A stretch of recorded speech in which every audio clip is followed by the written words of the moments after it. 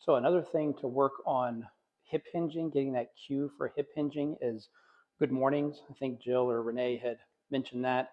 I usually use a little weight, and you can either hold it like this up against the chest or like this, but you want to keep it here.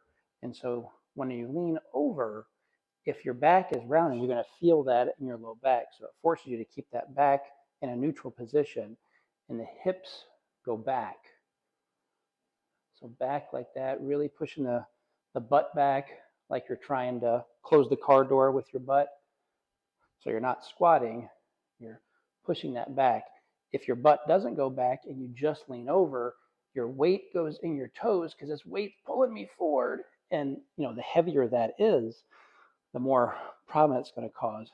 Imagine everybody's picked up a little kid before, and you get them on this side of the crib right next to you, that's good, but the little SOB ends up on the other side of the crib, and you have to reach over there and grab them. Oh, you go to pick them up, and they feel like they weigh 100 pounds.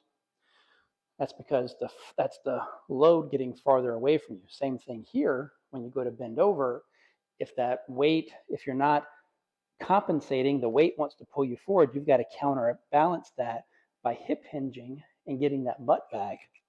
If you don't do that, that puts a lot of pressure there. There's a thing called a Kang squat. I don't know why it's called Kang, but you hold the weight up here. You basically do your good morning and squat down, come back without lifting the head, and then come up.